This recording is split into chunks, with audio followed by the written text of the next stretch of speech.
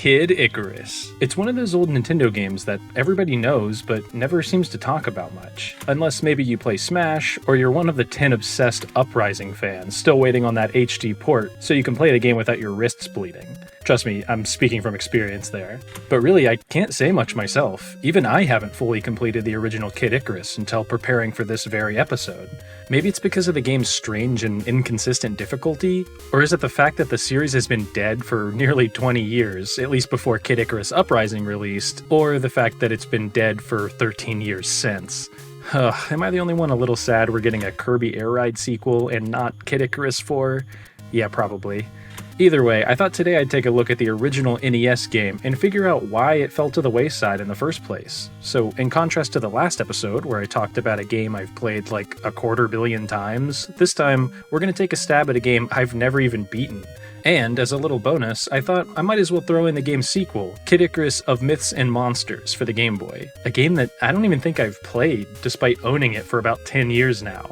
So what gives? Did this game kill the franchise? Or was Kid Icarus even worthy of a sequel in the first place? Well, today we're going to find out on this episode of Cartridge Quest.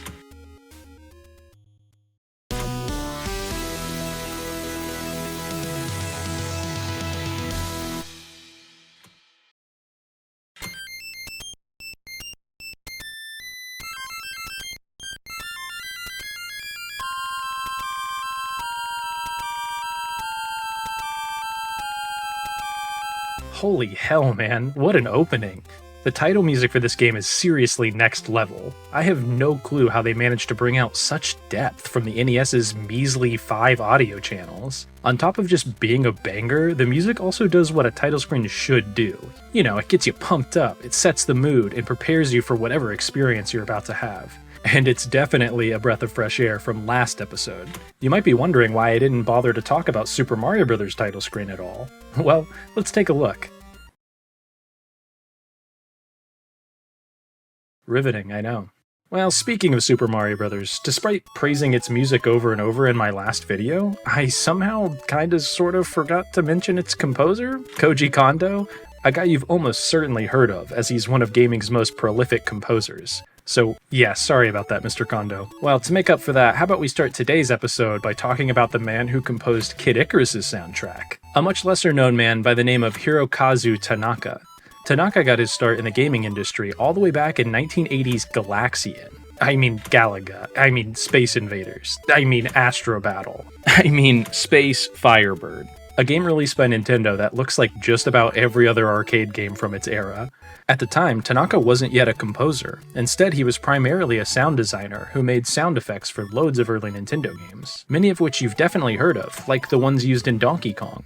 You know, like... and... yeah, those. However, after only a few years at Nintendo, Tanaka would leave the world of sound effects altogether and break into music composing in full. And boy, can this guy compose. In addition to Kid Icarus, this man's worked on some legendary tracks. Like, here, let's name a few. Donkey Kong 3, Wild Gunman, Duck Hunt, Hogan's Alley, Urban Champion, Balloon Fight, Wrecking Crew, Stack Up, Gyromite, Gumshoe, Metroid, Famicom Wars, Dr. Mario, Mario Paint, Mother, Earthbound, also known as Mother 2 in Japan, Super Smash Bros., and Hello Kitty World.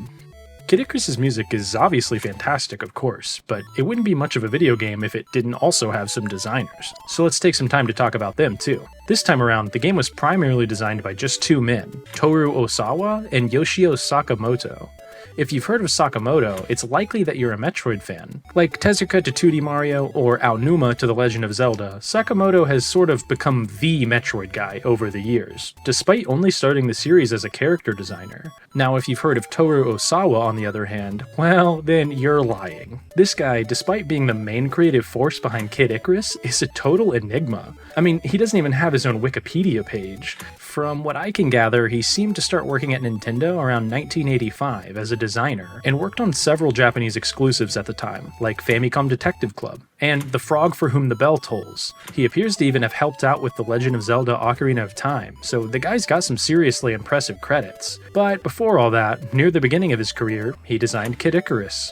and almost single-handedly from the looks of it. Though he started as just an artist, Osawa was interested in designing too. Particularly, he wanted to design his own game. Lucky for him, Nintendo was in this unique stage of its life, following the insane success of Shigeru Miyamoto, who, if you weren't aware, also started as an artist and then became a video game legend. So Nintendo, likely hoping for another golden goose, sort of just let Osawa do whatever he wanted.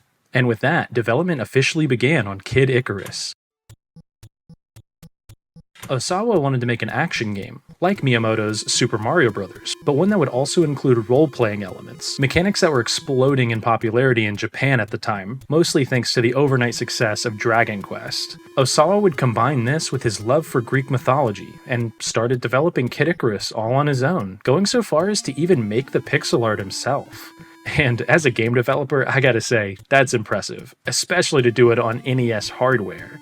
But thankfully, the guy would get some help eventually, once his fellow Nintendo employees wrapped development on the original Metroid, which of course is where Sakamoto entered the picture. Because of this, Metroid and Kid Icarus are often mentioned in the same breath. So much so that Kid Icarus is often critiqued for being a sort of lesser version of what you could get in Metroid. But as a huge Metroid fan myself, this did not dissuade me one bit. In fact, it made me far more eager to jump in and take a look at the game myself. And look, I did. So that clears up all the development history, and now it's time to take a look at the game itself. Kid Icarus is an action-packed platformer where you play as the youth angel Pit. That's right, Pit, P-I-T. Not Kid Icarus. It's common knowledge that people often mistake Link's name for Zelda or call Samus Metroid because of the names on their box art. But honestly, none of these are as understandable as Kid Icarus. I mean, even Nintendo messed this up with the official Captain N cartoon from the 80s, where they get his name wrong the entire show and constantly refer to him as Kid Icarus. Side note, while we're talking about the box art, you'll notice that it follows the trend of a lot of these early Nintendo games, where there's pixel art directly from the game nested inside this generic border. But what I want to know is, who got Pit smiling like that? This never fails to make me laugh. It doesn't match the pixel art, it's too thin, it just looks so wonky. And who even decided to do this in the first place? Are you telling me somebody at Nintendo of America seriously thought, there's no way this game's gonna sell unless the kid is smiling? Like, it makes no sense. And honestly, it kind of creeps me out a little bit. And while we're talking about it, who's this little turd with wings? He's not even in the game, not as far as I can tell, and I just beat it twice. And wait, this isn't even what Pit looks like in the game. Who is this? Is this Pit's cousin? What's his name, Arm?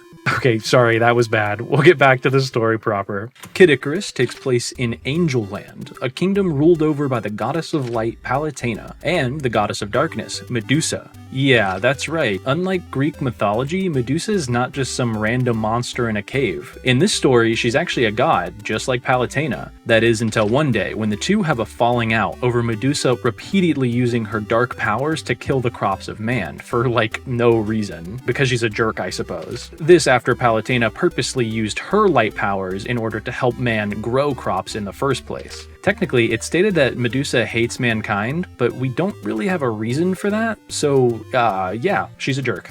Well, evidently Palutena thought so as well, as she eventually became fed up with Medusa's cruelty and decided to cast her to the underworld. And also made her ugly for some reason. I don't know, I guess Palutena's a jerk too. Either way, for being turned into an ugly monster and cast out of the underworld, Medusa vows to take over the palace in the sky and defeat Palutena. Soon, war would break out between the two worlds, a war that ended with Palutena's defeat.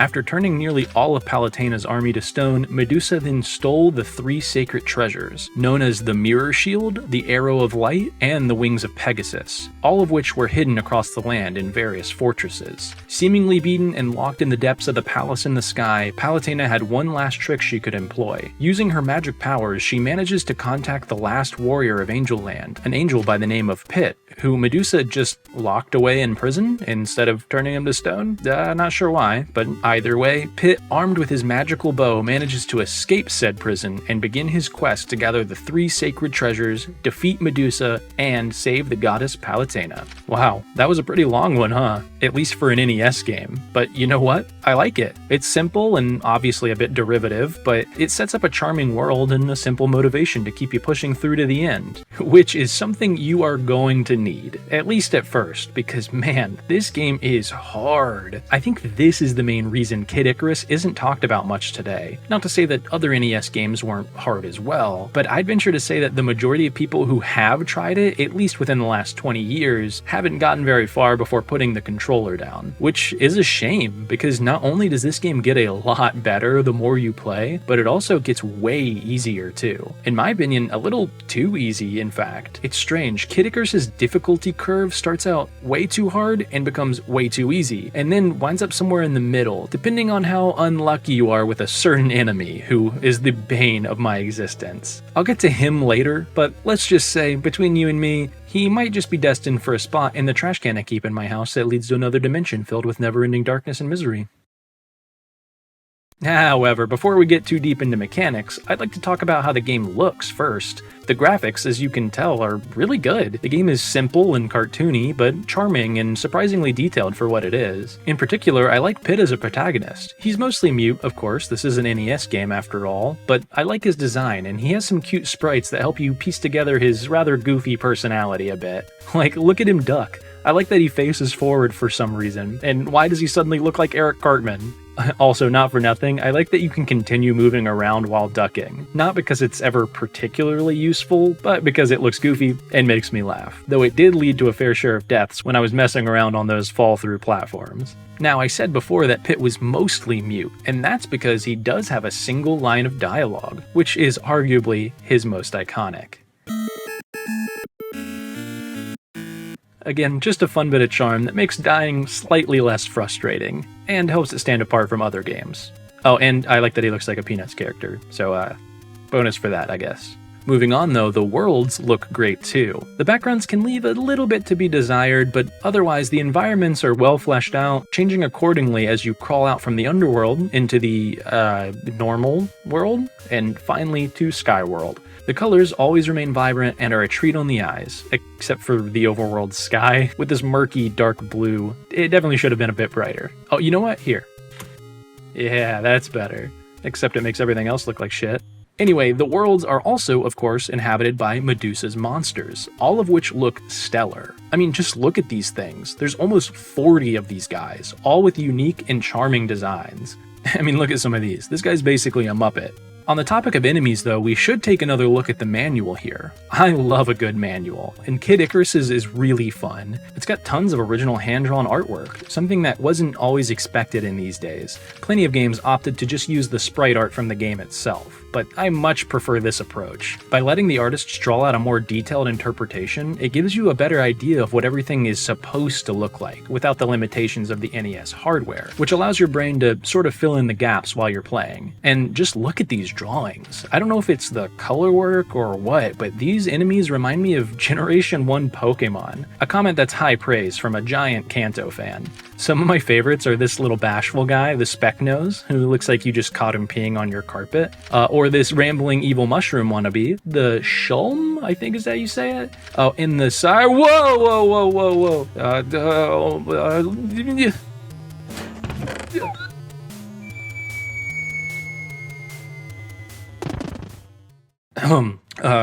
that was something you don't see every day. Well, let's talk about something nerdy and technical to clear my conscience, shall we? How about the game design in general? Yeah, that okay with everyone? Okay, like Super Mario Bros., Kid Icarus is a platformer, though Kid Icarus doesn't have nearly the focus on jumping that Mario does. Instead, this is a game about growing stronger, thoughtful resource management, and enduring the onslaught that is this game's difficulty. Very similar to that of an RPG when you think about it. It also features gameplay styles that Mario doesn't, like vertical platforming and maze-like fortresses at the end of each world. However, the main difference from Super Mario Bros. Is that, unlike Mario, Pit doesn't pounce on his enemies. Instead, he uses a magic bow that's capable of shooting a whopping 3 inches from his nose. That doesn't sound very magical to me. Here, let me see that. Alright, let's see here. We just do this and... Oh! Hey, look at that, it is magical. As I was saying, Pit's range is total garbage. Let me guess, the Metroid team had something to do with this, didn't they? I'm looking at you, Sakamoto. Well, just like that game, your starting range is terrible for a reason, and that's because they want you to feel stronger once you've found your next upgrade. You see, in Kid Icarus, there's a few ways to up your strength. The first is by completing a level. Once you do so, however many points you gained by killing enemies and such will be tallied up, and if you pass a certain threshold, you'll then be rewarded with a stat buff, increasing the damage your arrows deal. I think this is great. If there's one thing I love more than RPGs themselves, it's taking RPG systems and putting them into other gameplay styles. The addictive simplicity of getting stronger in games is like one of, if not the best feelings that they can provide. I mean, you gotta remember, at the end of the day, we're all just a bunch of dumb hairless monkeys. So what can I say? Number go up, brain happy. It's simple, but it works. In Kid Icarus, it's also an extremely cathartic experience. Normally in my games, I'd prefer to just get the stat increase immediately. There's few things I hate more than earning an upgrade, but for whatever reason, the game makes you fulfill some other arbitrary requirement before you can use the upgrade.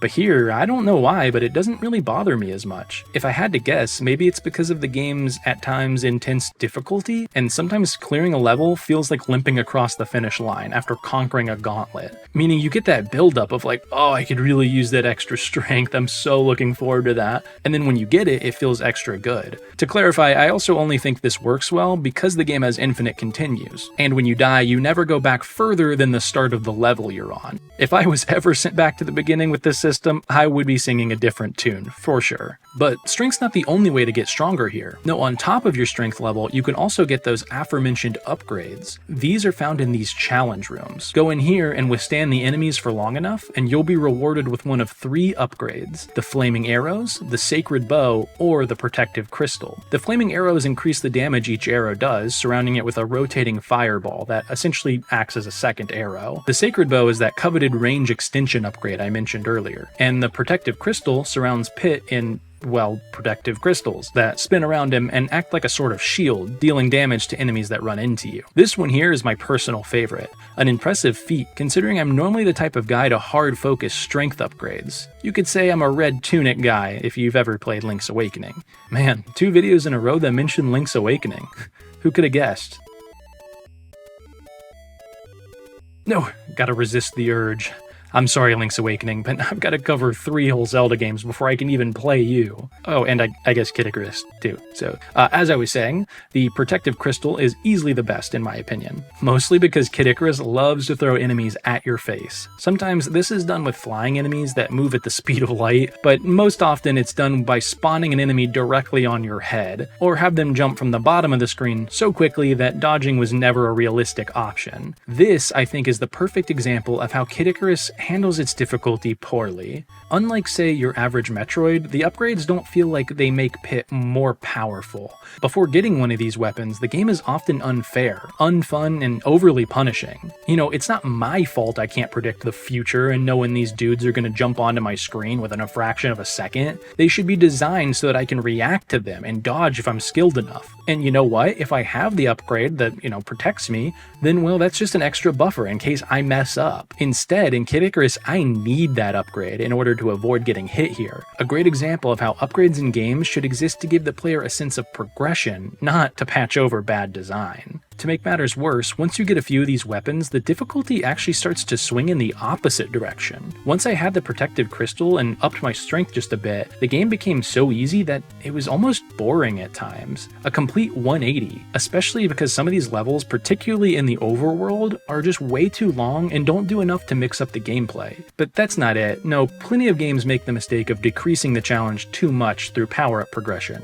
What makes Kid Icarus extra odd is the simple inclusion of a single enemy. The guy I alluded to earlier is this bastard, called a Pluton, and their sole purpose is to steal one of your upgrades. One touch and yoink, no more weapons for you. Not only is this frustrating, but it also leads to the game's difficulty spiking back up into the atmosphere. So now you're unprepared, and you're much further into the game, leading to that bizarre difficulty curve I mentioned earlier. The game essentially starts way too hard, gets way too easy, and and then if you get hit by this guy, might just be way too hard again. Or maybe not, maybe you dodge him and it just gets easier. It's kind of all over the place. It's unfortunate because I like the idea of an enemy being able to steal your equipment. I think it's cool. I'm all for giving enemies purposes beyond dealing damage. The issue is that since this game isn't designed around Pit's base abilities, this doesn't lead to that feeling of, oh man, my weapon, now I'm gonna have to go get that back pronto. And instead leads to,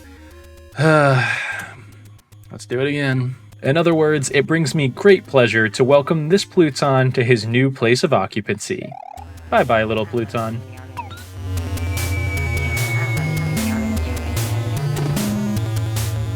Much better. Let this be a lesson to all video game enemies. If you piss me off, I'm coming for you. Anyway, back to your regularly scheduled Kid Icarus video. To be completely fair, the game does allow you to rebuy your weapons on the black market, but I rarely, if ever, saw this happen. Or, I don't know, maybe I did and the price was so astronomical that I had no choice but to wait for the next challenge room and forgot about it. On the topic of what this game does poorly, though, I also think Kid Icarus is a bit too big for its britches, if you know what I mean. It has a lot of really great, very ambitious ideas, but struggles to communicate these ideas properly to the player. For example, you'll occasionally find doors that can lead to shops, rooms filled with treasures, or those aforementioned challenge rooms. Sometimes though, when you enter a door, you'll find Zeus waiting to upgrade your strength. Other times, you'll get this. Why? I don't know. Or at least I didn't until I had to look it up on the internet. Turns out, in order to have a god appear, you have to have proven your bravery beforehand by killing enough enemies. This, on the surface, is a cool mechanic, encouraging you to kill more baddies like you would in an RPG to earn experience points. The issue is that this is stated absolutely nowhere in the game. Now, I'm a firm believer that everything you need to know about a game should be in that game, but given that Kid Icarus is 40 years old, I'm inclined to cut it some slack. The problem is, even the manual only hints to this in a very vague sentence that reads, oh, that's right, I threw it in the well, you just have to take my word for it.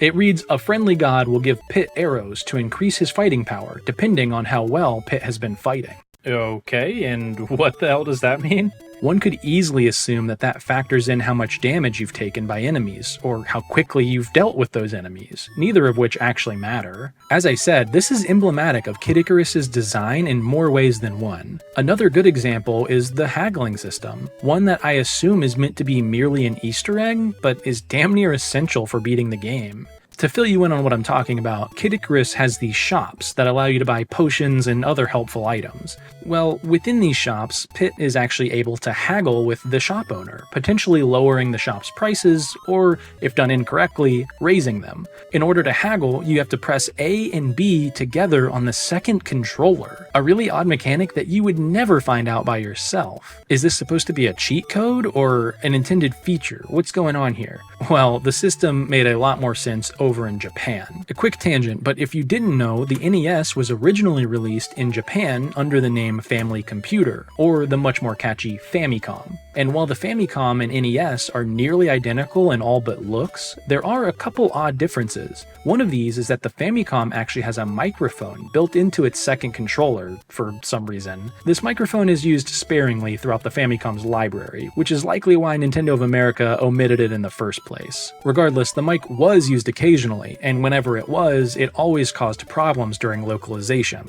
The most famous example of this is in The Legend of Zelda, where shouting into the microphone kills this enemy, known as a Pulse Voice. That's actually why they're designed with these great big ears, as a sort of hint. But of course, when the game came overseas, this now didn't work, so instead they opted to make them weak to arrows. As you probably guessed by now, in Kid Icarus, haggling was done by speaking directly into that second controller's microphone. A charming idea that lost a bit of its luster when being ported overseas. The system is interesting. It's a mechanic that is seldom used today, even 40 years later, so for it to be in an NES game, that's really neat, and I like it at face value, but I'm unsure if it's intended to be used frequently, or if it's more of an Easter egg or cheat code situation. This is sort of where my issue lies with the system itself. The prices are just too damn high a lot of the time, which leads to frequent, often unfun, heart grinding. By the way, I forgot to mention, but hearts are a currency in this game, because, Kid Icarus went to the Castlevania School of Design, I guess. I don't know why. Either way, the haggle system sort of fixes the high price problem, even if it's more of a band-aid than a true fix. But I can't help but think that the game would just be more fun if the prices were reasonable in the first place, and haggling existed to sort of net you some good deals. As is, though, it feels more like a requirement than a fun addition. I also don't like that haggling isn't random. You see, there's a method to it, one that, in true Kid Icarus fashion, isn't communicated to the player. How it works is that as long as your strength level is higher than the current world you're in, the prices will go down. Otherwise, they'll obviously go up. This is a bit lame in my opinion. I think that true randomness would have been a much more interesting risk-reward type of system. As is though, this just promotes more grinding, so that you're always one level ahead of whatever world you're in. Though given the fact that they don't communicate any of this to the player, I half wonder if it was intended to feel random, and doing it this way was just the easiest method to accomplish that on NES hardware. I don't know, I can't say for sure, but it does stand out as another example of how Kid Icarus is practically allergic to communication. But that's enough being a negative Nancy for a sec. I want to make it clear that I don't hate this game. In fact, I kind of love it? I don't know, even now it can be a bit difficult to parse out my true feelings on the game, because its enjoyment relies so heavily on both the information that you'll have to piece together and what equipment you have at any given moment, both of which change rapidly depending on how much of the game you've played. But that does mean that the more you play, the more fun the game will get. It's overwhelming at first, for sure, but it does improve tremendously as it continues, making it a game that's really fun for me to play now, but hard to recommend to others. At the very least, one thing I can say for sure is that the core gameplay is very solid. It feels good to jump around, Pit's arrows, mostly once you've increased their range, are fun and satisfying to use, and the plethora of power-ups, stat growth, and shops keeps your attention well and makes it hard to put the controller down. My only minor complaint with how the game feels is in relation to your jump. The jump itself feels just fine, it's variable like I like, you have control mid-air, everything checks out, but the issue is not with the jump itself, but how it relates to the world around you. You see, when you bonk your head on these ceilings, you'll lose all of your horizontal momentum instantly, which definitely led to a fair few unfair feeling deaths. As a game developer, I am very aware of how objects interact with one another, especially when it comes to collisions. If you've never made a game before, you might not know that it's a feeling that's really tricky to get right, and when done poorly, it results in a situation like this, where Pit feels like he has glue in his hair. It makes movement feel clunky and unresponsive, a thing that could have been improved very simply by just allowing Pit to retain his horizontal movement while sliding across the ceiling. But as I said, it's pretty minor and more of just a little annoyance than a big issue. As I've mentioned before, the game sees Pit going from the underworld all the way up to Skyworld, a thematic progression that is great in and of itself and causes the gameplay to switch from vertical levels to horizontal levels, a concept that changes the gameplay and was really fresh at the time. But if you consider that a good way to mix up the gameplay, well, let me introduce you to this game's fortresses. Welcome to Kid Icarus's Fortresses. These are a series of levels that take place at the end of each world and serve as a final challenge for Pit before he's able to ascend on to the next world. As a final challenge, you'd think that these levels would be more or less the same gameplay with maybe some added extra difficulty, but no, Kid Icarus goes the extra mile by not only increasing the difficulty, but also evolving the formula entirely. The normal levels, of course, have the simple goal of getting to the end, preferably while getting stronger as you do so. But the fortresses add a completely different requirement in the form of navigation. This makes them play completely differently. It gives them the feeling of being epic, refreshing, and even intimidating. They're actually much more similar to the Legend of Zelda's dungeons than they are anything else in Kid Icarus, even down to these weird statue guys. You think these guys go out together on weekends? Yeah, I like to think so. Either way, it should come as no surprise that I love the concept of the fortresses. After all, Zelda is my favorite game franchise of all time, but unfortunately, Kid Icarus doesn't quite handle them as well as Zelda. You see, they get a lot right, like the increase in enemies, the twisting paths that force you to create a mental map of your environment, a boss that acts as a final climax, and even a very similar map system. But it doesn't take long before you realize that Zelda This ain't.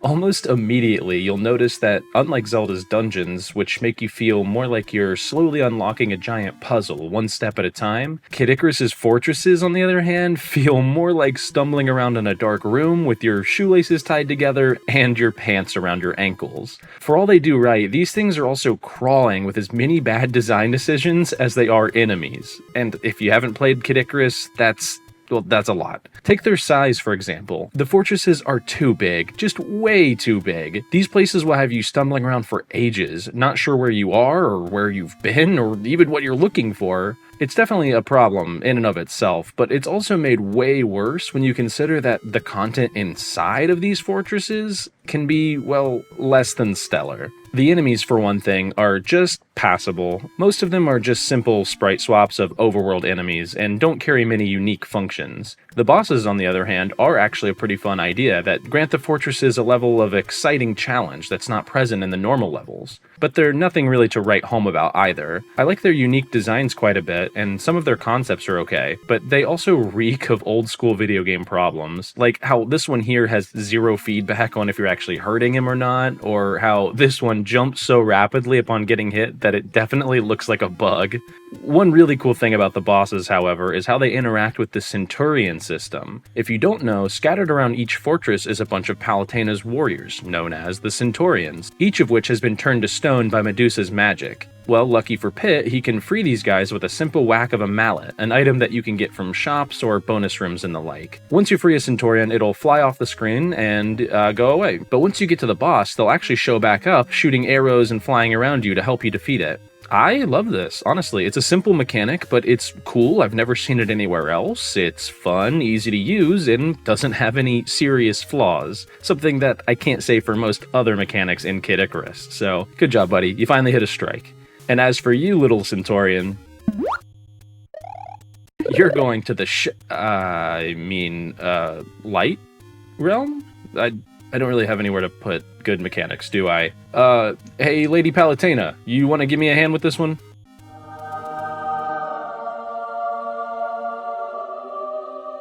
Okay, yeah, that'll work. Anyway, back to the fortresses.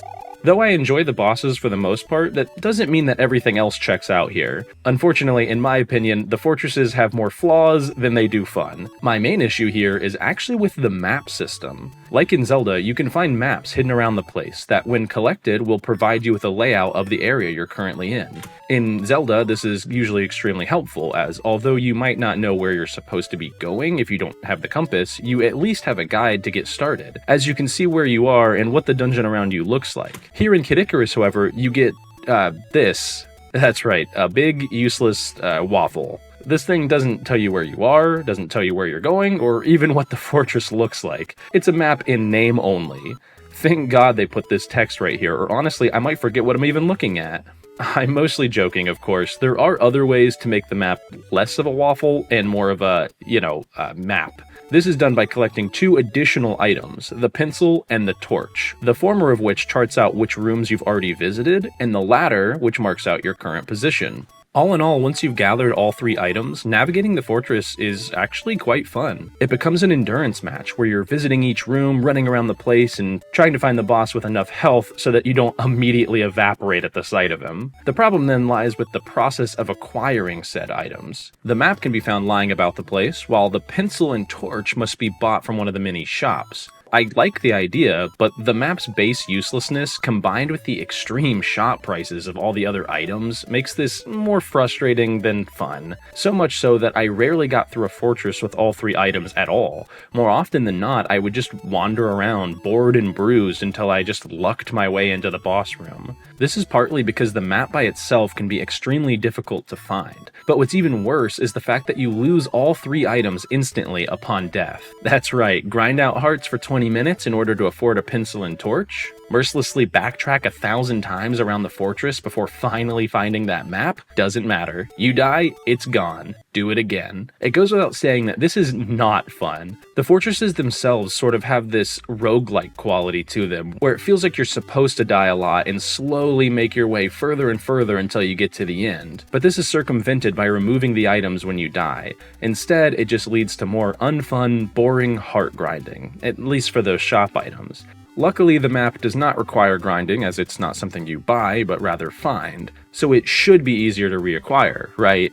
Well, not exactly. That's because, as it turns out, this thing is even harder to get than the other items. Although the map should be in the same spot you found it last time, the fortresses, as I mentioned before, are just way too big for my little pea brain to remember where that is. This is certainly not helped by the fact that the rooms themselves are often identical, down to the last tile, the enemies, the doorways, everything, which makes the place nearly impossible to navigate efficiently. This is such a bummer. Honestly, I so desperately wanted to love these fortresses, but their overly punishing design and hard focus on grinding does make this rather difficult. That being said, I do still think it's possible to enjoy these. You just gotta think a little outside the box. Or should I say, outside the game. Yeah, today on Cartridge Quest, we're going caveman style, prehistoric, before video games even existed. For this game, I highly recommend you grab a pencil and some paper and just make the damn map yourself. I'm serious, do it. I promise, if you do, you'll enjoy this game infinitely more. I know I did. And once I started to completely ignore the map, pencil, and torch system altogether, I started to have a pretty good time. It just goes to show you how one bad decision can cause a tower of seemingly good game design to come crumbling down like a house of cards, if you're not careful. Making your own map is actually a method I suggest with tons of old NES games. It's something that you would never be expected to do nowadays, but given that a lot of these old games have archaic and unfair design, I honestly think that it can often lead to a more enjoyable experience. Funnily enough, I think the best example of this is in Metroid, Kid Icarus's aforementioned sister game. I know there are a ton of Metroid fans out there who have tried this first game, but found themselves unable to enjoy it. If that sounds like you, then for real, get yourself a piece of paper, some colored pencils for those different doors, and even a little magnet or something that'll mark your location, and I promise you'll be having a blast. Kid Icarus, of course, is the same way. Doing it this way is a bit odd and kinda leads to a bit of a stop-and-go experience, but it also offers a unique playstyle that's unlike anything else you've ever done and will make you feel like a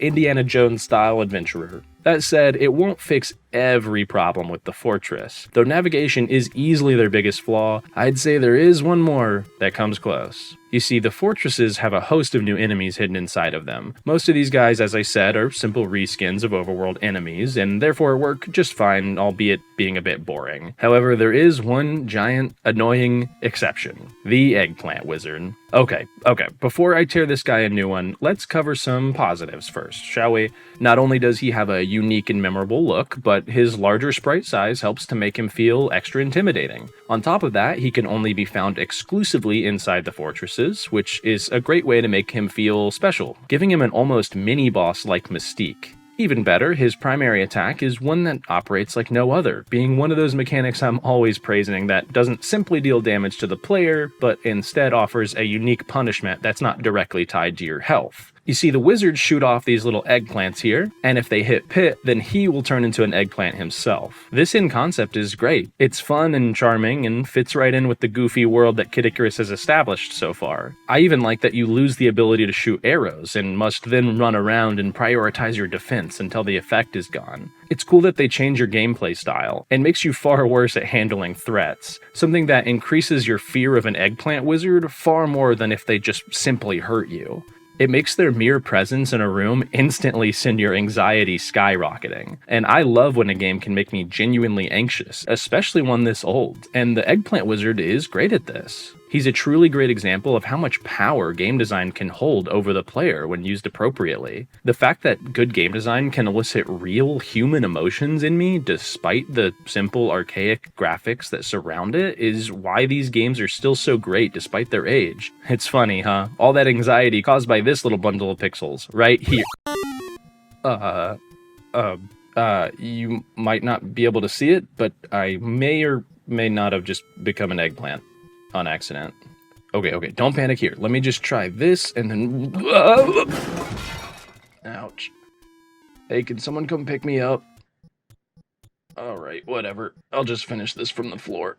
Okay, as I was saying, the Eggplant Wizard is a great addition to Kid Icarus's enemy roster. Or at least that's what I would be saying if he didn't have one fatal flaw. The issue lies not with the eggplant wizard himself, but with his curse. In any other game, this curse would last for 30 seconds and wear off, or maybe, need to be healed by a potion that you can carry around in your bag or something like that. But Kid Icarus is not any other game. No, here, the only way to un-eggplant yourself is by finding the fortress's hospital. Yeah, each one of these has a full hospital built into it, so that was very thoughtful of Medusa. Either way, this means that you can visit here and be cured. And surprisingly, it's completely free.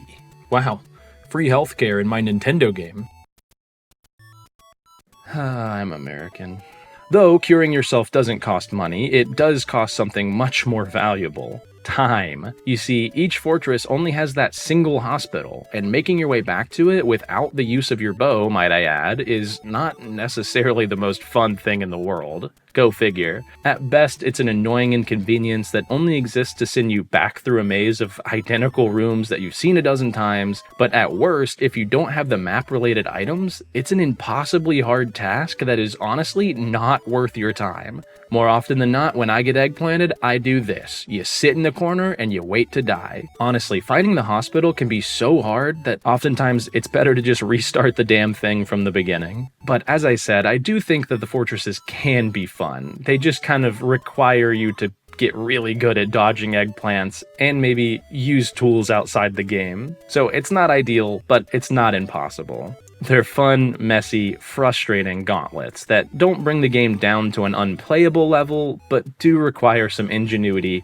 and patience. And you know what? That sort of describes Kid Icarus as a whole. Kid Icarus's greatest sin is its lack of communication. It's a barrier to entry that forces you to do some research before playing it, a concept I never like in my games. That said, once you get past said barrier, I truly think you'll have a great time. There really is a lot to love here, from a world that's just fun to exist in, to the unbelievably catchy music, an addictive power progression system that just makes you want to keep playing. I mean, Kid Icarus is a good time, despite its flaws. So much so that just watching this gameplay back now is really making me want to boot the game up and have another go.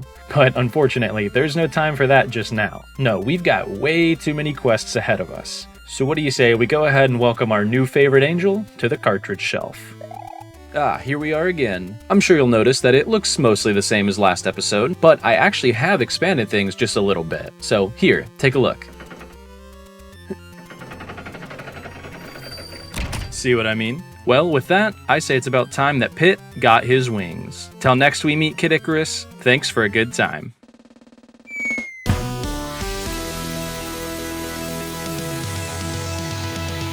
Quest complete. And now it's the next time we meet. So let's take a quick look at Kid Icarus of Myths and Monsters. Kid Icarus of Myths and Monsters was, of course, developed by Nintendo, but they also had help this time from fellow Japanese developer Tosei Software, or at least I think it's pronounced Tosei, seeing as it's a Japanese company, and it's surely not Toes Software, right? Or at least I hope not. Regardless, the sequel to Kid Icarus would carry on the tradition of its older brother by being primarily designed by one Masafumi Sakashita, who, despite being relatively unknown, was also the designer of Metroid's Game Boy sequel, Metroid 2: Return of Samus. However, unlike that game, which actually continues the story of Metroid, Of Myths and Monsters is mostly a retread of Kid Icarus' story, except this time without Medusa. This time around, Lady Palutena has a vision of an oncoming attack on Angel Land. In order to prepare for said vision, Palutena enlists the leader of the Icarus army. You guessed it, Pit, to gather the three sacred treasures once again and prepare for the invasion of the Orcos. Who are the Orcos? I don't know. Not even the manual knows, so I guess we'll figure it out later. And that's pretty much it. I mean, I did say it was going to be quick, didn't I? Well, that's not to say that Kid Icarus' sequel is bad or anything, just that it's, well, more Kid Icarus. More of the same gameplay, more of the same level structure, power-ups, everything. Really, Of Myths and Monsters falls somewhere between a sequel and a port. It's a sequel for sure, because, it has new levels and all that, but it's also a sequel that's more interested in emulation rather than evolution. If you've played any Game Boy games, you'll know that this was incredibly common, especially those like Kid Icarus that were released within the first few years of the console's life. You see, the hardware was new and underpowered, so developers didn't know what to do with the thing, and instead of trying to make something new, were often content to take games that they had already made for the home market and crunch them down into a portable, pocket-sized experience. And by that merit, Of Myths and Monsters is, well, sort of great. I mean, this is Kid Icarus, for better and for worse. It retains the charming world, the ambitious genre combination, and the fast-paced gameplay, but that also means that, the bosses suck, the fortresses are overly punishing, you'll have to grind your ass off to win, and I still barely understand half of the systems. Truth be told, it doesn't do a lot to improve on its predecessor either. In fact, in some ways it's even worse. Like, for example, they removed the Centurions from the boss fight. I mean, they're still here, you still break them open with hammers and all that, and now they're even in every level, not just the fortress. And on top of that, you actually get potions when you free them. Which is great, but why remove their initial function altogether? I mean, you could have had both these systems, and the game would have been better for it.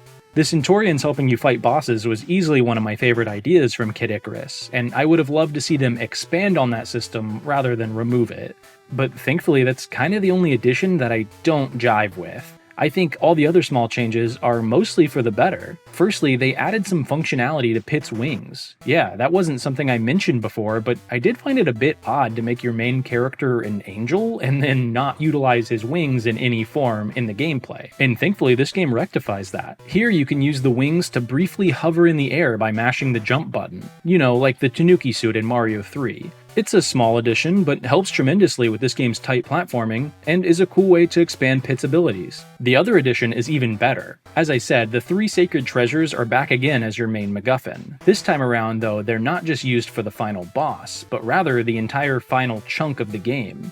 Each treasure can be used individually as well, which is really cool, with the wings allowing Pit to fly, the light arrows dealing crazy damage, and the mirror shield being replaced by a set of armor that doubles your defense. Kind of takes away from the mystique of the 3 sacred treasures when you can just swap one out, though, don't you think, Palutena? Regardless, it goes without saying that this is a super cool idea. I always prefer that when the story-centric object you gotta collect to, save the world and all that, actually does something in the game too, and not just serves the purpose of advancing the story. That's good stuff, so congratulations, Kid Icarus. Now, if only I understood when I was able to use them. Yeah, it does the same sort of thing as the NES game where you're given an item but can't use it until you can, and then you don't know why, and then you can't use the other two, and to be honest, at a certain point, I just stopped trying to understand everything and just let the game happen to me. And when I did, I found myself having a way better time. I beat the fortresses, got the treasures, endured the bullshit, and beat Orcos. Yeah, that guy I mentioned earlier, turns out it's not a people, it's a person. That's kind of a weird, maybe mistranslation of the manual. Either way, turns out Orcos is this huge demon guy, and functions, not surprisingly, as the final boss. I didn't even talk about the final boss of Kid Icarus because it's kind of unnoteworthy and I didn't have a lot to say, other than it's a really hard to control shmup that feels like your hands are submerged in butter when you're trying to play it. But here I had to bring it up because this kind of blew me away. I mean, look at this. The sprite quality is insane on this guy, and he's huge. I didn't even know you could do something that cool on the Game Boy. He's hard as balls, don't get me wrong, and he's not the most fun guy to fight, but he looks incredible. So, good job on that one, Kid Icarus. I'd gladly congratulate you again if you didn't counterbalance Orco's cool design with whatever this ending is. Pit just flies away up into heaven, all good, and then what the hell is that? Yeah, that thing, I think, docks some points from this entire game, just on that alone. I'd banish it to the Shadow Realm, but to be honest, I don't even feel comfortable touching it, so, let's just end the video and get this thing away from me, shall we?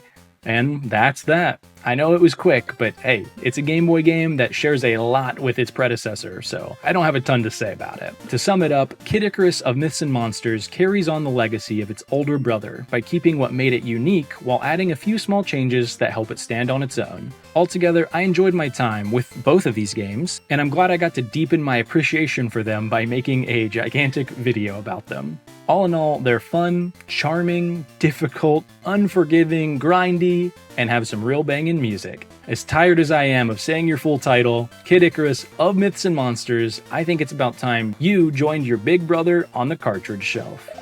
Let it be known that I'm doing this partly because, well, it's my whole shtick, but also because I want that in-game sun as far away from me as possible.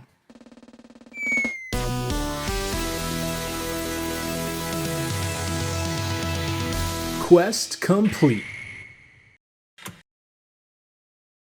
Phew, that was a long one, wasn't it? Yeah, turns out some of these things are going to be 20 minutes, and some of them are going to be an hour. I guess it just depends on the game. But length aside, I hope you enjoyed the video. It was a really fun one to make, again, because I, hadn't beaten either of these games before, so that was kind of cool to force myself to beat them. Force isn't the right word. They were fun. Despite what I said in the video, I do still like them. So force is not the right word. But regardless, it's always nice to play something new for a chance, so that was cool. And Kid Icarus was a methodical pick too. I picked it so that 1, nobody thought the series was only about Mario, and 2, so I could showcase a Game Boy game so that nobody thinks the show is only about NES games. Yeah, just to clarify that, no, I'll cover just about any console. That part doesn't matter. It's just that, well, a lot of the games I want to talk about happen to be Nintendo games, and, if I cover a series, I want to do it in order. And just so also happens that most Nintendo games got their start here on the NES, so it's going to be a bit of an NES fest for a little bit, but eventually we'll get on to Sega Genesis, Super Nintendo, all the way up to Switch 2, I suppose, now. And yeah, talking about of Myths and Monsters, that was cool too, because I have literally never heard anybody talk about that game, at least not in my circles, so regardless, as always, I do want to thank you so much for watching. I appreciate you spending your time here with me today, and I hope you're looking forward to more Cartridge Quests, because there is more coming very, very soon. Other than that, that's really all I got for you today. Again, thanks for watching, I hope you enjoyed, and yeah, have a good one, guys. See you later.